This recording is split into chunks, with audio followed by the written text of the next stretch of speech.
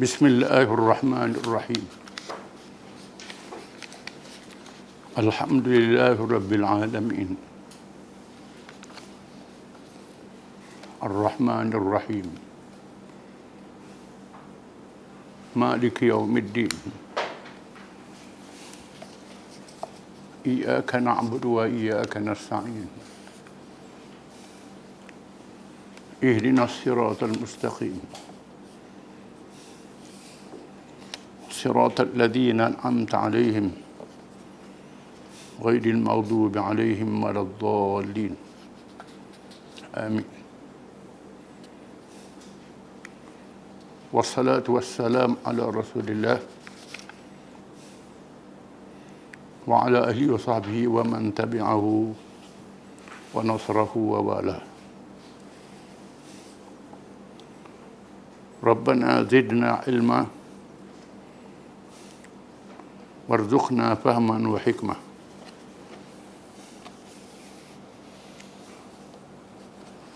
Tersambung perbincangan berkenaan kelahiran, ideologi dan teori moden dan pengaruhnya terhadap umat Islam.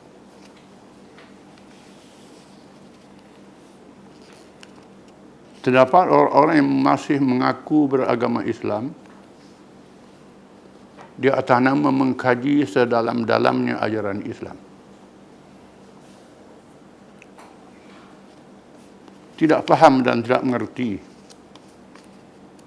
atau tidak tegas dan jahil berkenaan dengan Islam dalam perkara ini.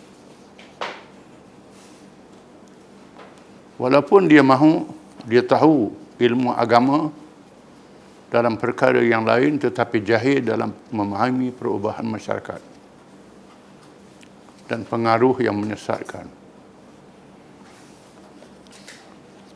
Paling malang kalau jahilnya merekap, tidak sedar dirinya jahil,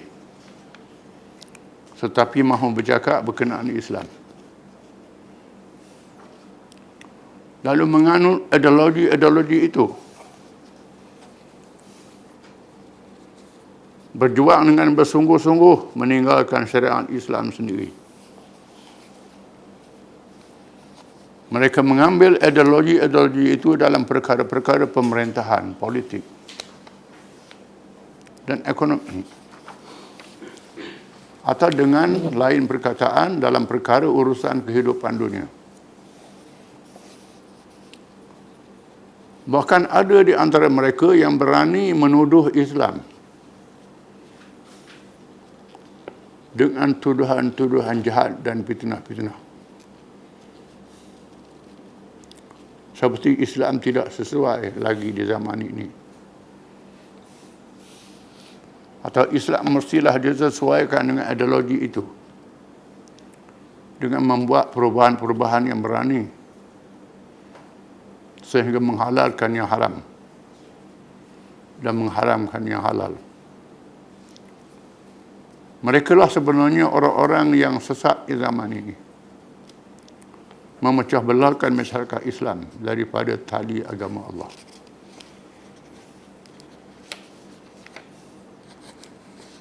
Ini adalah kerana kesan daripada kelemahan sistem pendidikan dan pelajaran yang tidak berubah.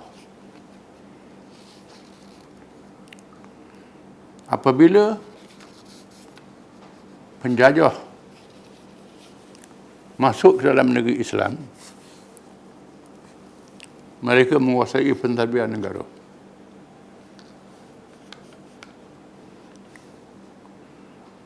Mereka pisahkan urusan agama dengan urusan dunia. Urusan agama, sembahyang, puasa, menentukan anak bulan Ramadan, hari raya, zakat, perhiasan nikah kahwin, harta pusaka, wakaf, diserah pada orang Islam. Mereka tak kacau, mereka tak ganggu. Mereka tak pecah raja-raja. Tapi mereka buang kuasa raja-raja. Raja-raja ada kuasa agama sahaja.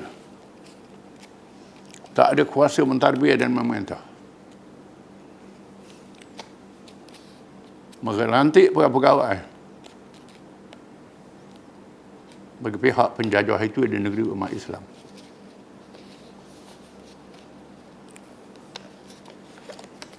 Dan di sana berlaku tekanan terhadap pendidikan agama, menyebabkan kelemahan dalam pendidikan agama.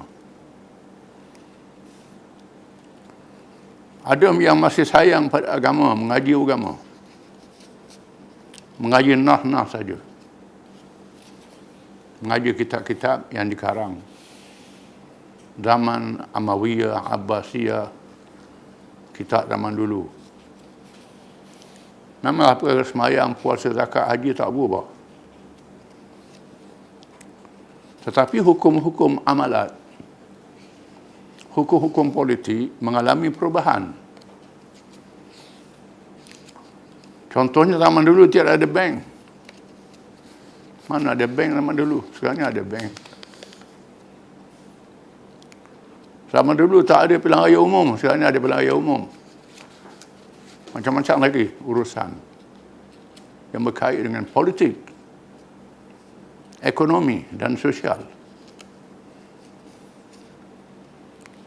Sedangkan dalam Islam ada juga ilmu-ilmu itu.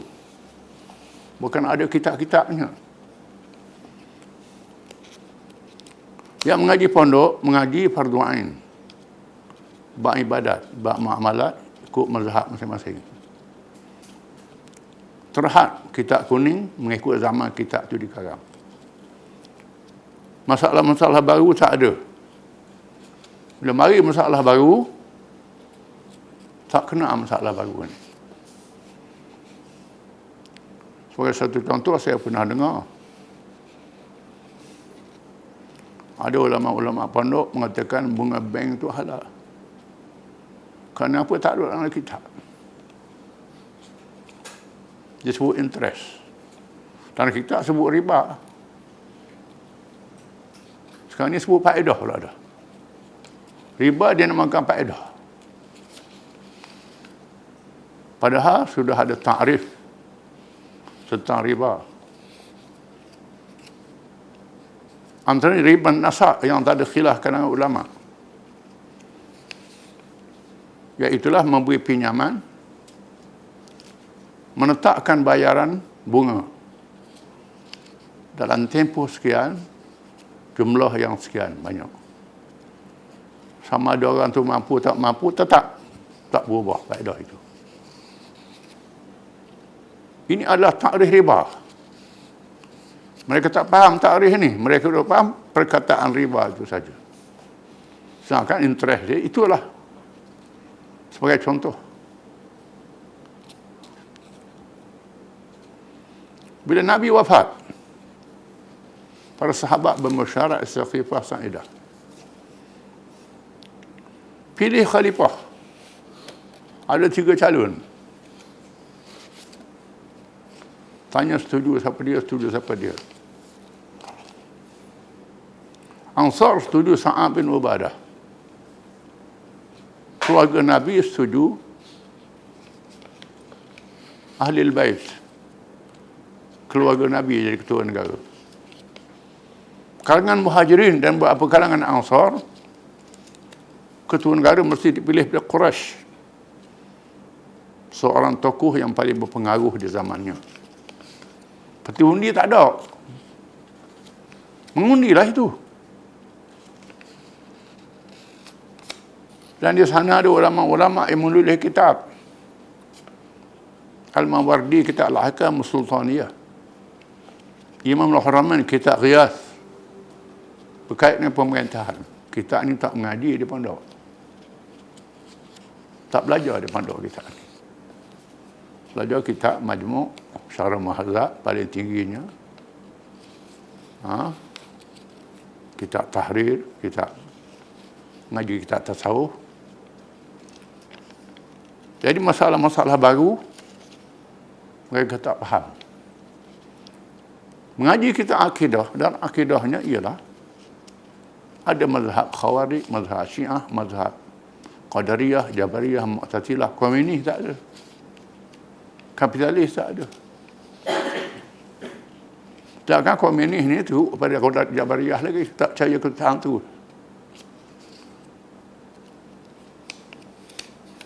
Terdapat kalangan yang mengaji agama sokong komunis. Tak tahu komunis tu datang apa. Dia ke lawan penjajah ke? Ikutlah. Memanglah komunis lawan penjajah British. Tak dinafikan. Tapi komunis pun penjajah juga. Dia tak faham. Oleh kerana dia lawan orang putih, kita ikut dia sampai. Sedangkan fahaman komunis teruk pada orang putih lagi. Orang putih percaya ke Tuhan. Komunis tak percaya ke Tuhan. Saya pernah baca, tak silap saya, Buya Hamka menulis tulisan dia di Indonesia. Keping pilihan raya Tok Guru Pondok saruh atas petah komunis. Keping pilihan raya sokong parti komunis. Berlaku sebab begitu sekali. Di Malaysia, ustaz-ustaz masuk hutan dengan komunis. Semangat terawih dengan komunis. Komunis tak halang kan semangat terawih. Sedangkan buku komunis Karl Marx mengatakan Tuhan tak ada. Tak percaya pada Tuhan. Ini satu pihak. Satu pihak lagi yang terpengaruh dengan Barat, mengaji orang putih. Mengaji orang putih, masih semayang, masih puasa. Oleh kerana tengok kemajuan orang-orang Barat ni hebat, kita kena ikut Barat lah. Tak boleh ikutlah hukum-hukum yang ada dalam kitab ni, semayang tu ikutlah, puasa tak apa. Sebab begitu sekali. Ini kelemahan yang berlaku. Di sana ada ulama-ulama mujaddid. Ulama yang membaharukan kepahaman umat, mempertahankan Islam. Ulama-ulama ini ditahan, dipenjara, dibuang negeri, dibunuh pun ada. Orang pun takut.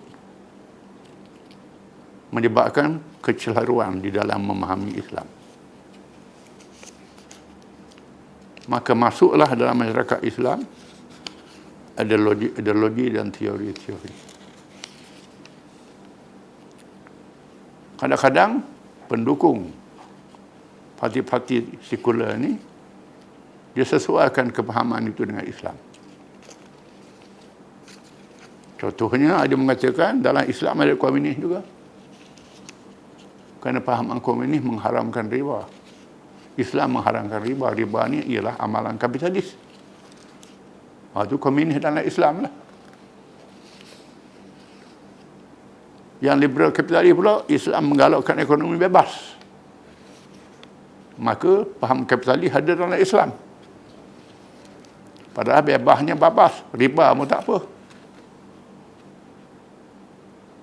Jadi bercelarulah kepahaman umat Islam. Menyebabkan lahirnya Islam liberal. Islam yang bebas daripada ikatan-ikatan nas. Nah Quran ni tak boleh pakai, nah hadis tak boleh pakai. Dia tak tahu nah Quran ni ada asbabun nuzul, sebab-sebab turun ayat. Ada nah yang tetap. Ada nah yang berkait dengan sebab-sebab turunnya ayat. Proses pelaksanaan hukum. Contohnya semayang memang ada nas tetap. Berapa hukum? Arak tu haram ada nas tetap. Sebagai contoh. Tapi proses mengharamkan arak itu Tuhan turunkan nas demi nas.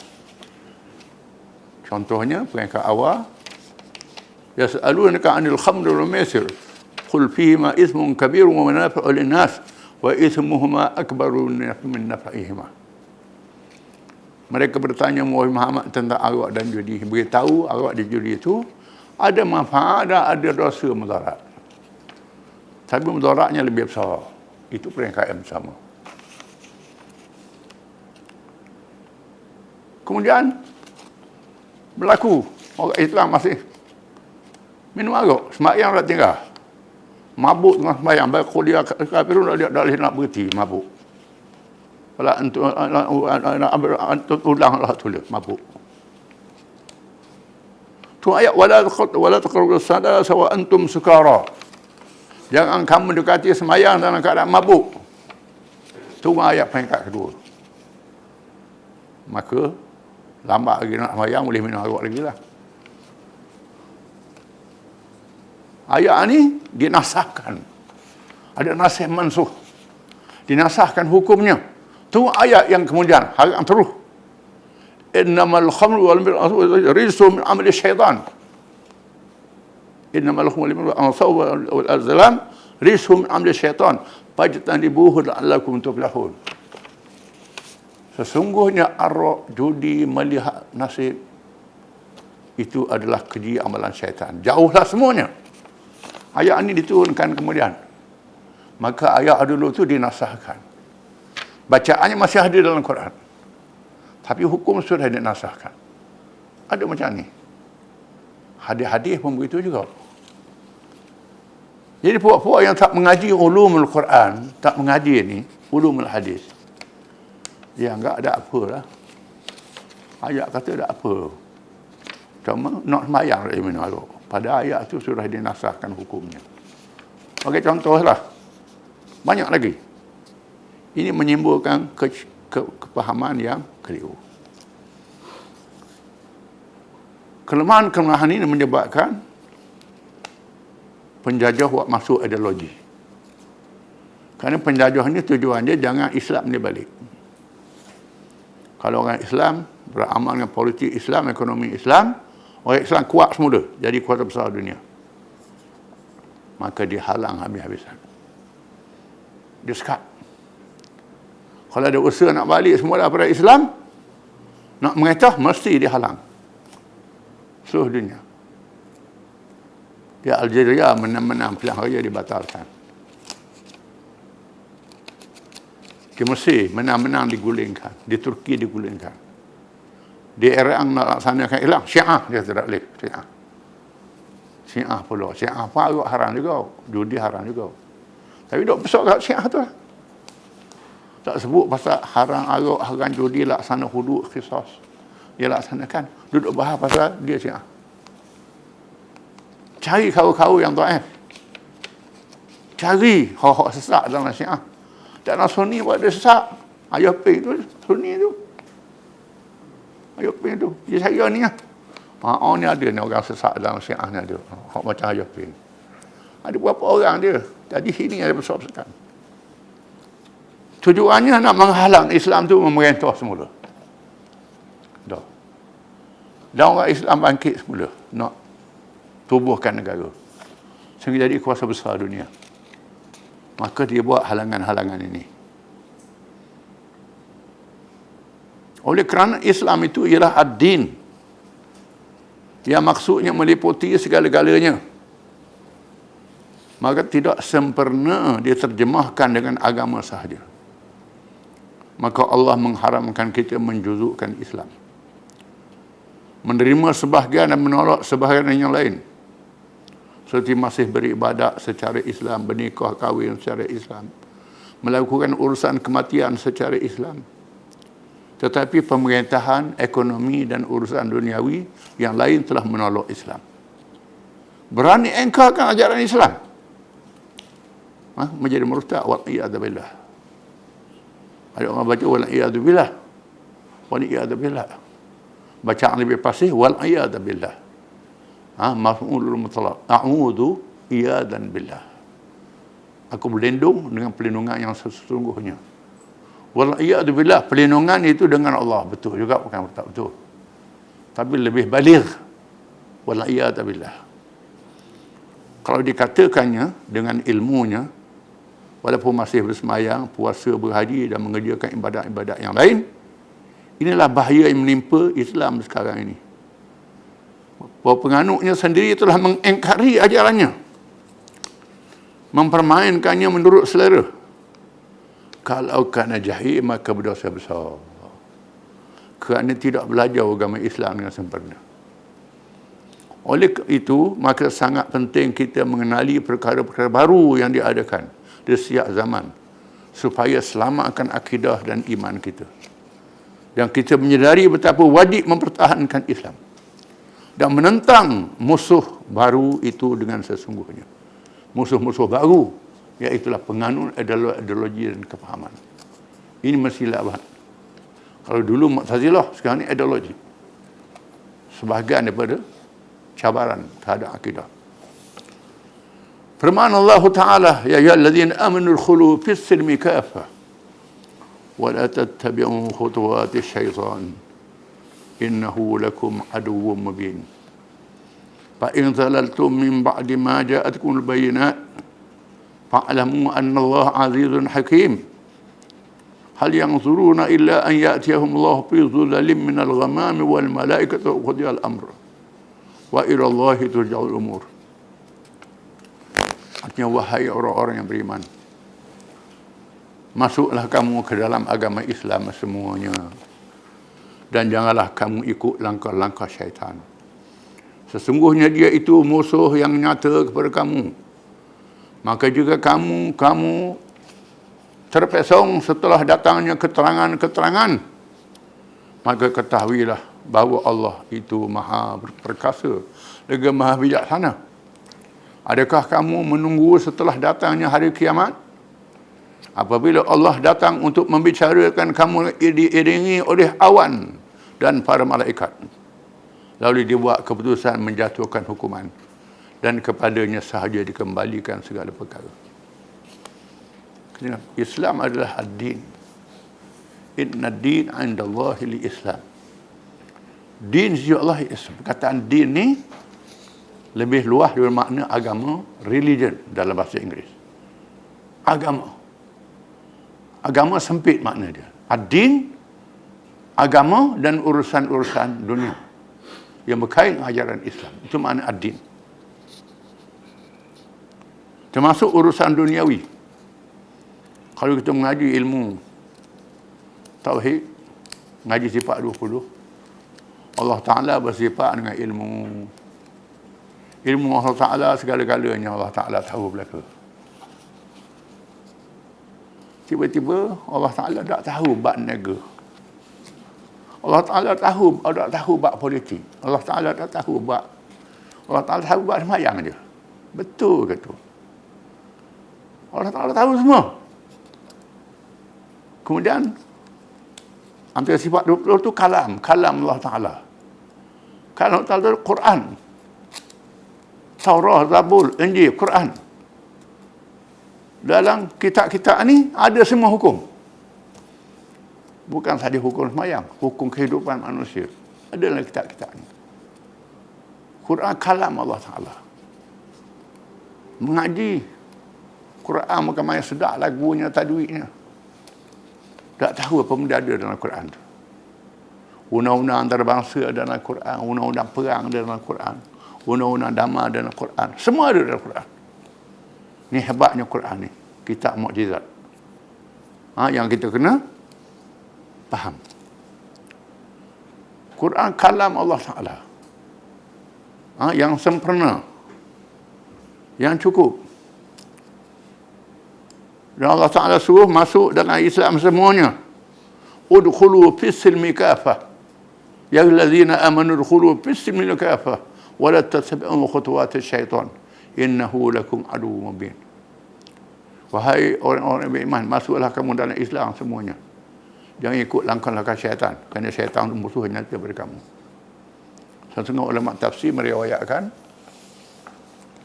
ayat ini turun dari Abdullah bin Salam radhiyallahu anhu. Seorang pendeta Yahudi yang alim, yang masuk Islam, ya Nabi janji dia ni ahli syurga. Nabi bersalam ni. Setelah dia masuk Islam, dia minta izin dengan Nabi, dia akan kawan dia. Oleh kerana menjadi amalan dia, tiap-tiap malam satu dia baca kitab Taurah. Kitab Taurah ni kitab Allah Ta'ala turunkan kepada Nabi Musa alaihissalam. Apa salahnya baca Taurah untuk ambil berkat? Nak baca kitab Torah malam satu. Malam kita baca Yasin malam Jumaat lah. Nak ambil berkat. Tuhan tu ayat masuk dalam Islam semuanya. Kitab Taurat sudah dinasahkan. Tak boleh pakai dah hukum dia kena pakai Quran dah. Ha. Kalau tak pakai Quran semua, ikut syaitan. Jangan ikut langkah-langkah syaitan. Syaitan musuh yang nyata pada kamu. Kalau mu gelincir, Allah Ta'ala tahu. Kamu akan berbicara pada hari kiamat. Dan kita kena percaya bahawa tiap-tiap orang manusia ada malaikat kiraman katibin, malaikat yang mulia yang menulis amalan kita. Malaikat ni kerja dia tulis amalan. Kita bercakap, kita duduk di mana-mana dalam masjid, duduk di pejabat, duduk di ofis, dalam kenderaan, di mana-mana malaikat tulis. Kita berniaga di kedai, malaikat tulis. Bukan malaikat tunggu sejik yang orang main semayang cantik. Lepas tu bila luar tu dia malaikat lock lah. Kau akan ikut mana nak buat apa-apa. Tak ada, malaikat tulis belaka. Ditulis semua amalan manusia. Bukan saja orang semayang, orang meniaga, orang cocok tanam, orang memerintah negara, dia soal pada hari kiamat. Dia bawa tulisan catatan malaikat ni. Orang rasuah, orang terima hadiah, malaikat tulis belaka. Dan sebab itulah orang yang beriman, dia ikut Islam di mana saja. Semua urusan kehidupan dia. Adakah kamu nak tunggu bila berlaku hari kiamat? Kamu dibicara di hadapan Allah. Dia dedahkan suratan amalan kamu. Baca satu-satu dengan detail. Kamu nak tunggu. Kamu bacalah pada hari itu.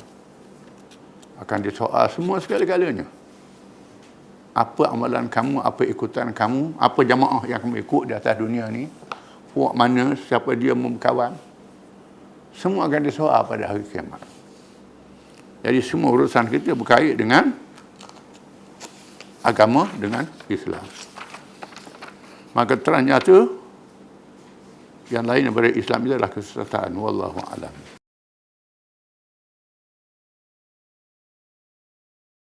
Bismillahirrahmanirrahim. Kejayaan peperangan Tabuk. Tabuk ni ialah satu daerah di utara Arab Saudi. Sekarang ni masih nama Tabuk lagi. Sepadan dengan Jordan. Walaupun tak berlaku pertempuran, dinamakan peperangan juga.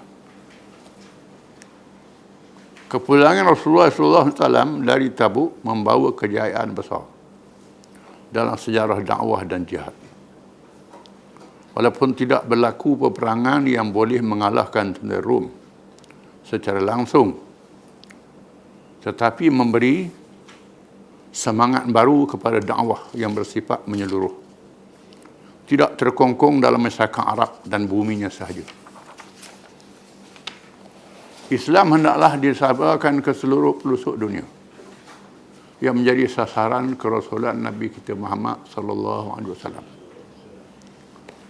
Para sahabat yang berjihad bersama Rasulullah SAW melakukan anjakan yang memberi semangat bersedia untuk berdepan dengan kuasa besar dunia yang menghalang dakwah Islamnya.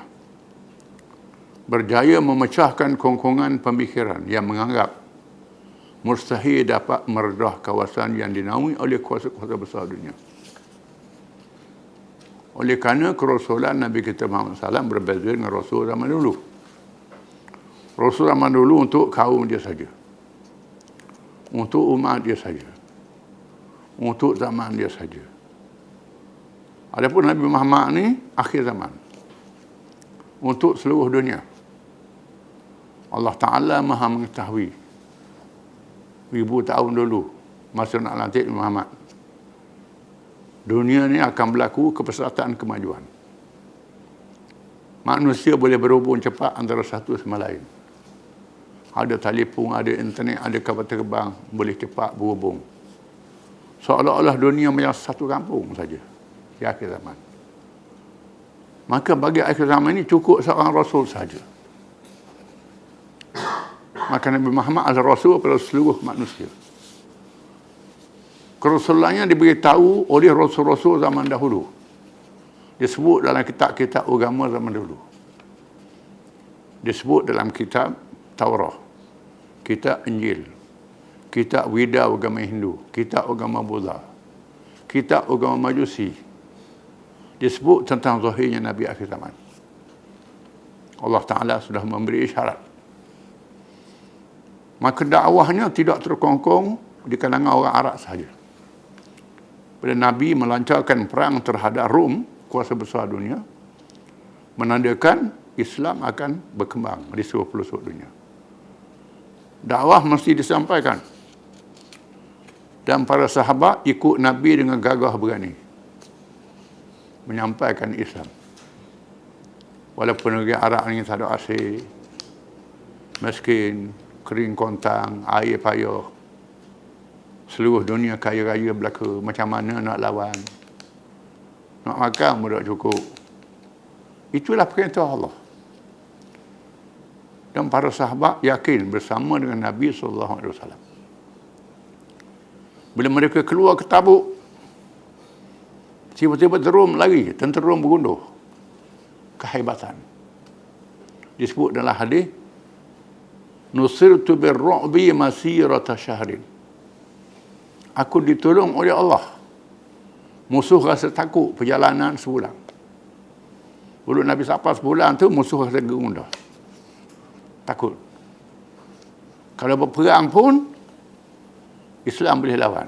Kita akan baca dalam Sirah Khulafa' Rasyidin, bukan saja Mu'tah, orang Islam dalam 2-3 ribu boleh lawan 10 ribu.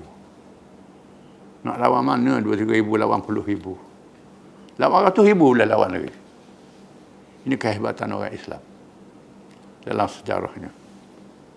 Bukan saja kekuatan senjata, kekuatan akal, kekuatan fikiran, kekuatan strategi dengan petunjuk daripada Allah Ta'ala. Jadi Tabuk memberi satu semangat kepada para sahabat radhiyallahu anhum.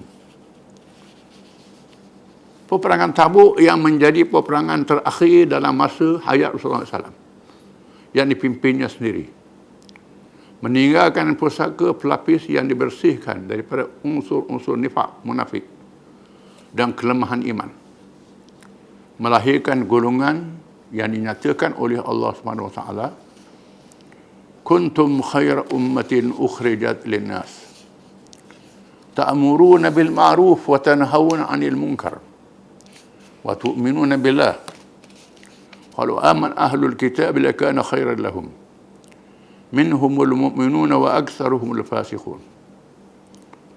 Surah Al-Imran ayat 110. Kamu adalah sebaik-baik umat yang dilahirkan untuk seluruh umat manusia. Dengan ciri-ciri sifat-sifat kamu menyuruh pada yang baik dan kamu mencegah kemungkaran, serta kamu beriman kepada Allah. Ini sifat kumpulan Islam yang menangguhkan tugas untuk menyampaikan Islam ke seluruh dunia. Allah Ta'ala ciptakan kumpulan ini. Kumpulan yang dihantar untuk seluruh manusia. Mereka bersifat buat baik. Mereka sendiri baik. Bukan suruh orang buat baik, dia dok. Mereka sendiri buat baik. Jadi contoh pada orang lain. Mereka mencegah kemungkaran. Mereka tak buat kemungkaran. Mereka percaya pada Allah, Tuhan yang mereka sembah, beribadat kepadanya, Tuhan yang menjanjikan kemenangan dunia dan akhirat. Mereka percaya. Kalaulah golongan ahli kitab tu beriman sebagaimana disebut dalam kitab-kitab mereka, itu lebih baik pada mereka. Tetapi kebanyakan mereka adalah jahat. Nak lawan Islam juga, padahal tahu Islam ni baik. Sampai hari ni pun bila ajak berdebat, takut pokok ni. Takut nak berdebat dengan orang Islam. Contohnya Dr. Zakir Naik seorang dia, Ahmad Didat, lawan dengan pokok dia ramah, kalah. Banyak lagi orang lain lagi. Ini hebatnya Islam. Nak lawan berdebat boleh, lawan berhujah boleh, nak lawan apa pun boleh, nak perang pun boleh. Walaupun orang Islam tak maju teknologinya, Soviet Union kalah di Afghanistan. Jatuh Soviet Union di Afghanistan. Walaupun Afghanistan tu negeri yang paling miskin, yang paling takluk. Pakai kain limuknya, bukan uniform lawa-lawa. Pakai kasut, napuk kaki, stokin tak ada. Jin-jin berlari. Disebut Afghanistan ni kubur kuasa-kuasa besar dunia. British pernah kalah, Soviet pernah kalah. Hari ni Amerika nak lari dah di Afghanistan. Ini dia orang Islam. Masalah dia tak boleh nak mereka Islam, itu cerita lain. Tetapi Islam tak boleh dihapuskan. Tak boleh hapus di mana-mana. Dia cuba nak hapuskan Islam, tak boleh. Ini kekuatan Islam. Dan firman Allah Subhanahu wa taala, wa'adallahu alladhina amanu minkum wa 'amilus salihat la yastakhlifannahum fil ard kama istakhlafa alladhina min qablihim wa la yumakkinanna lahum dinahum alladhi irtada lahum wa yubaddilannahum min ba'di khawfihim amna ya'budunani la yushrikuna bi syai'an wa man kafara ba'da dhalik fa ulaika humul fasiqun. Surah An-Nur ayat 55. Allah telah menjanjikan kepada orang-orang yang beriman dan beramal soleh dari kalangan kamu, bahawa ia menjadikan mereka khalifah-khalifah, orang-orang yang berkuasa memerintah negara, sebagaimana ia telah menjadikan orang-orang yang sebelum mereka, dan ia menjadikan agama Islam yang ia redha berkuasa memerintah dan menukarkan keadaan ketakutan kepada keamanan. Mereka beribadat kepadaku dan tidak menyekutuku dengan sesuatu yang lain. Dan sesiapa yang kufur selepas itu, maka mereka itulah orang-orang yang fasik. Surah An-Nur ialah surah yang menerangkan hukum jenayah dalam Islam. Hukum jenayah. Allah Ta'ala menjanjikan kepada sebahagian daripada orang yang beriman, bukan semua, sebahagian. Mereka yang mengerjakan amal yang saleh, yang berjihad fi sabilillah, yang berjuang menegakkan Islam, dan tak tinggal amal saleh yang lain, tambah dengan jihad fi sabilillah, dengan berdakwah. Allah Ta'ala berjanji apa? Janji memerintah, kemenangan sehingga memerintah negara akan berlaku, walaupun memakan masa beberapa lama.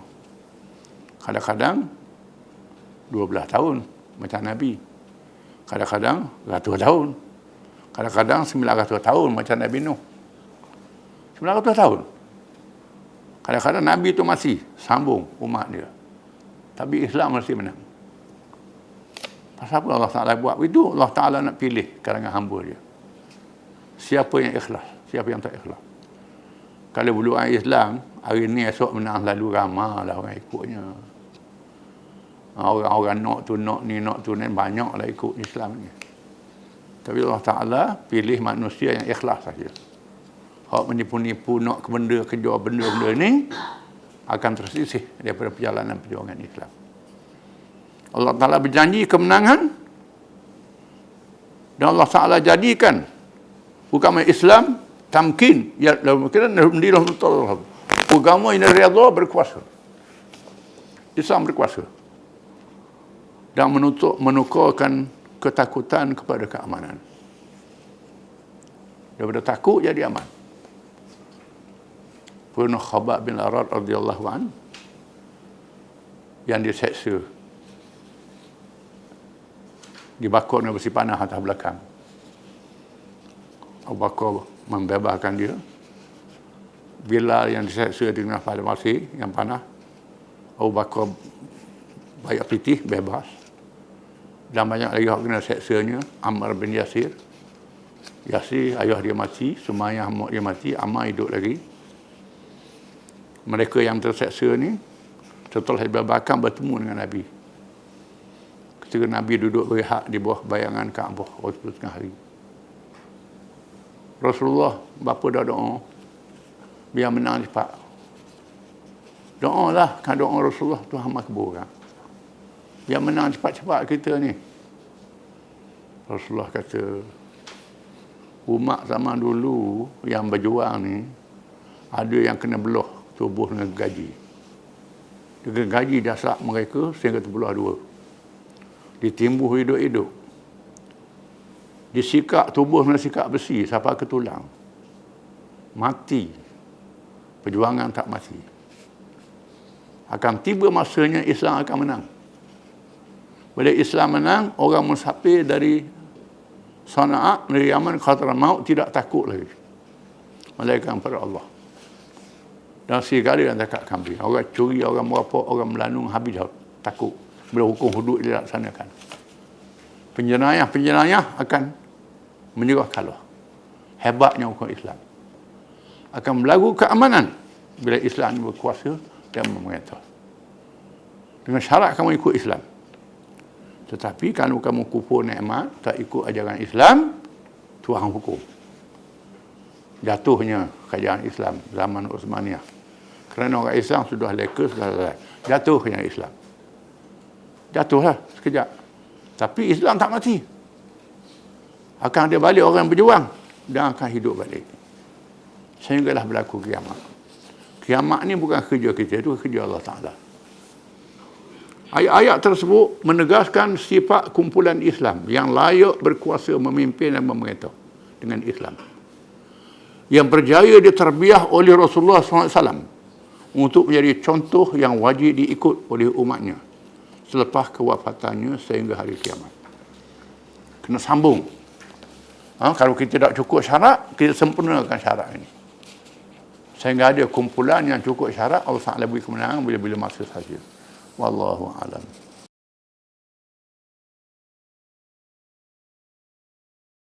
A'udzu billahi minasy syaithanir rajim. Qul in tukhfu ma fi sudurikum aw tubduhu ya'lamuhu Allah.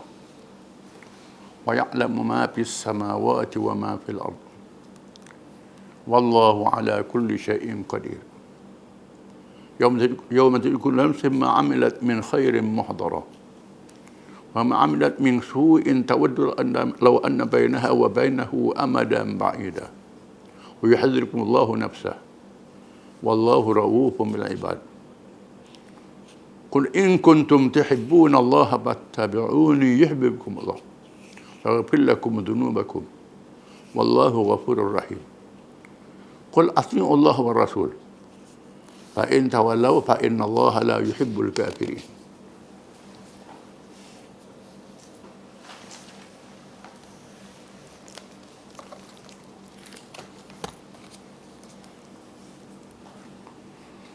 Maksudnya, ingatlah hari kiamat yang padanya tiap-tiap seorang akan mendapati apa sahaja kebaikan yang telah dikerjakannya, sedia dibentangkan kepadanya dalam surat-surat amalnya. Dan demikian juga apa sahaja kejahatan yang telah dikerjakannya, ketika itu tiap-tiap orang yang bersalah ingin kalau ada jarak yang jauh di antaranya dengan amalnya yang jahat itu. Dan Allah memerintahkan supaya kamu beringat-ingat terhadap kekuasaan dirinya menyaksikan kamu. Dan ingatlah juga Allah amat belas kasihan terhadap hamba-hambanya. Katakanlah wahai Muhammad sallallahu alaihi wasallam, jika benar kamu mengasihi Allah, maka ikutilah daku nescaya Allah mengasihi kamu serta mengampunkan dosa-dosa kamu. Serta ingatlah Allah amat pengampun lagi amat mengasihani. Katakanlah wahai Muhammad SAW, taatlah kamu kepada Allah dan Rasulnya. Oleh itu jika kamu berpaling menderhaka, maka sesungguhnya Allah tidak suka pada orang-orang yang kafir. Ayat ini masih berkaitan dengan ayat yang dahulu. Qulillahumma malikal mulk tu'til mulka man tasha' wa tanza'ul mulka mimman tasha'. Katakan Allah Ta'ala yang memiliki kerajaan. Semua kerajaan di atas dunia ini berkuasa Allah Ta'ala. Allah Ta'ala boleh naikkan dia dan boleh jatuhkan kerajaan itu.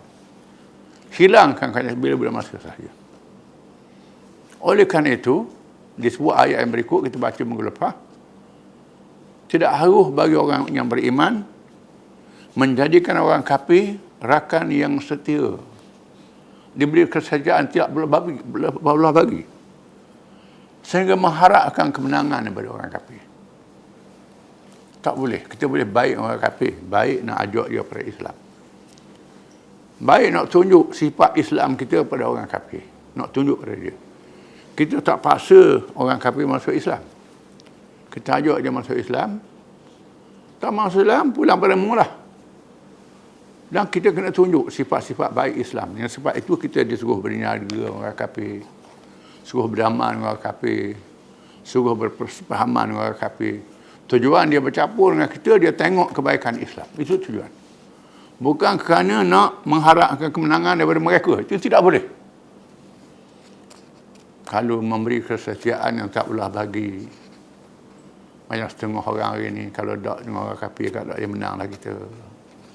Ini salah. Itu sifat orang munafik. Allah Ta'ala tak izin. Tidak dibenarkan sekali kali kita menunjukkan keredaan kepada kekufuran. Ila an tattaqu minhum tuqah. Malaikat dalam keadaan yang takut.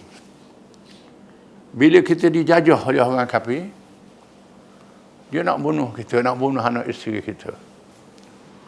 Nak rogu anak bini kita kalau dah ikut dia. Di masa itu dia benarkan kita ikut dengan lidah saja, tidak boleh dengan hati.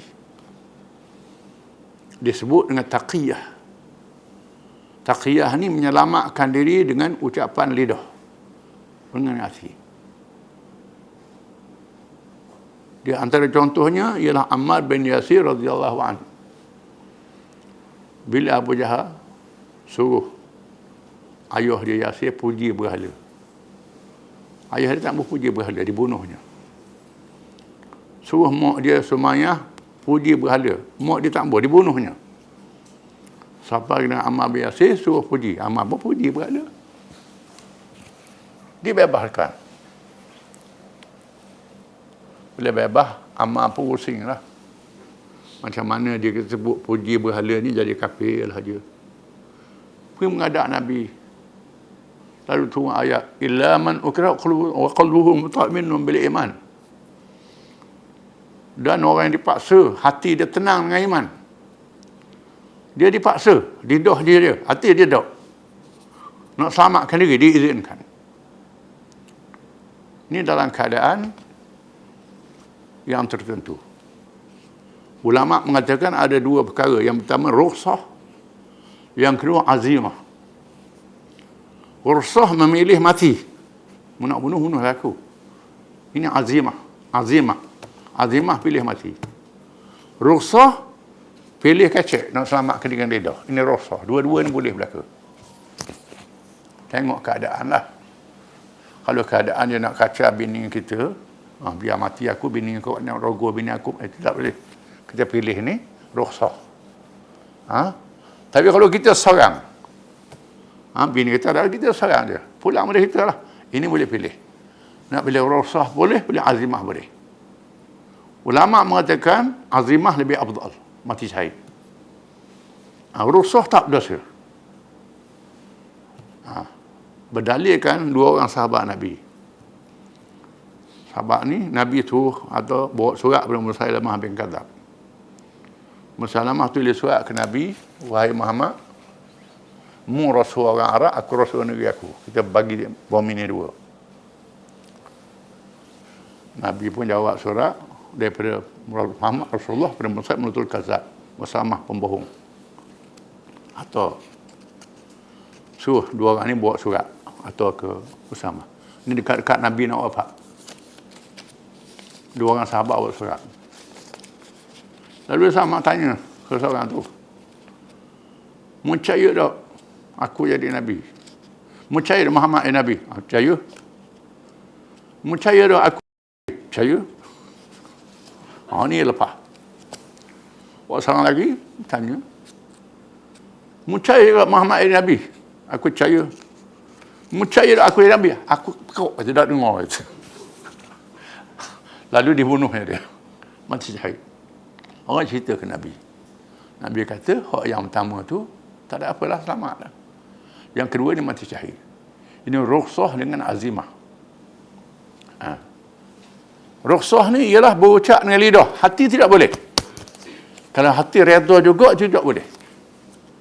Kalau hati redha juga, kita sembunyi. Qul in tukhfu ma fi sudurikum aw tubduhu ya'lamuhu Allah. Kata wahai Muhammad, kalau kamu sembunyikan apa yang ada dalam dada kamu atau kami lahirkan, ya'lamuhu Allah, Allah Ta'ala tahu. Tak tahu dia tipu. Ada kain ayat dulu. Wa ya'lamu ma fis samawati wa ma fil ard. Dan Allah Ta'ala tahu apa yang ada di langit, apa yang ada di bumi. Semua Allah Ta'ala tahu. Tak boleh sembunyi. Benda yang gaib, malaikat yang gaib, syaitan yang gaib, Allah Ta'ala nak tahu dan nampak. Semua yang haluh, tengah malam gelap gulita, Allah Ta'ala tahu. Makhluk dalam batu yang keras, Allah Ta'ala tahu. Wallahu ala kulli syai'in qadir, dan Allah Maha berkuasa di atas tiap-tiap sesuatu. Ingat, yaum taqulu nafsun ma amilat min khairin mahdhar. Hari kamu akan dapati semua amalan manusia akan dibawa ke hadapan. Iaitulah hari kiamat, untuk dihisab amalan manusia. Wa ma amilat min su'in, amalan yang baik akan dibawa ke hadapan Allah pada hari kiamat. Wa ma amilat min su'in tauduk lam bainahu amadan ma'idah. Apa yang dia buat berkejahatan, dia mahu supaya dipisah antara dia amal jahat tu sejauh-jauhnya. Tak mau tengok amal jahat tu. Ini berlaku hari kiamat. Bila tengok surat amal jahat tu, takutnya. Tak mau kelih, biar duduk jauh. Wa yahdzikumullahu nafsah. Allah Ta'ala mengingatkan kamu dengan hukumannya. Wallahu ra'ufun bil ibad, dan Allah Ta'ala sangat kasihan kepada hamba-hambanya. Allah Ta'ala kasihan kepada hambanya. Jadi hambanya kena sedar Allah Ta'ala ni sayang ke dia. Kita kena sayang Allah Ta'ala lah, tak pertahankan iman kita. Qul in kuntum tuhibbuna Allah fattabi'uni yuhibbukum Allah. Kata oleh Muhammad, jika sekiranya kamu kasih akan Allah, ikutlah aku, ikut Muhammad SAW. Kalau kamu kasih kepada Allah, ikut Nabi. Nabi pergi ke mana, ikut. Nabi berjuang, ikut. Nabi ke mana, ikut Nabi. Insya Allah kasih kepada kamu. Wa yaghfir lakum dhunubakum. Dia mengampunkan dosa-dosa kamu. Bukan saja Allah Ta'ala kasih, dosa kamu diampun oleh Allah.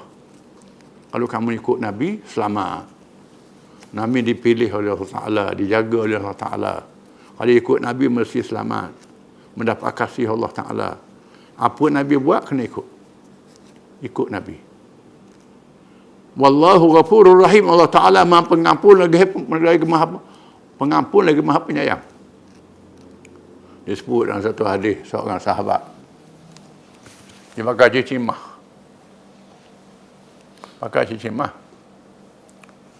Nabi cerlah tengok. Mu ni pakai neraka. Nabi ambil cicimah pergi lepas. Pung lepas. Nabi lepas. Dia senyap, dia tak lawan. Lepas tu Nabi pun tinggal. Kawan dia kata, ambil lah beri ke binimu. Beri ke binimu. Apa salahnya binimu dia pakai.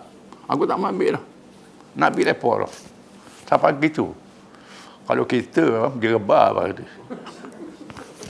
Orang tu mah. Ini. Bukan tak boleh.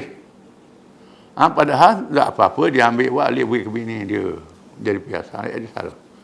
Tapi patuhnya ke Nabi itu sampai gitu. Aku tak mau ambil dah, Nabi lepas dah. Mah. Bukan barang, harga mahal. Sampai begitu. Ini contoh sahabat Nabi. So sahabat ni tak boleh nak lawan. Qul ati'u Allah wa Rasul. Katakanlah ta'atlah kamu aku Allah dan Rasul. Fa in tawallaw fa inna Allah la yuhibbul kafirin. Kalau kamu berpaling bertaat kepada Allah dan Rasul, ikut orang kafir, Allah Ta'ala tak kasih pada orang kafir. Bila Allah Ta'ala tak kasih pada orang kafir, kalau mau ikut orang kafir ke, mu dia mereka oleh Allah lah. Jawabnya begitulah. Mahfumnya begitu. Jadi kita kena teguh pada Allah dan Rasul. Jangan berpisah dengan Allah dan Rasul. Ikut perintah, tinggal larangan. Itu bukti kasih kita. Wallahu a'lam.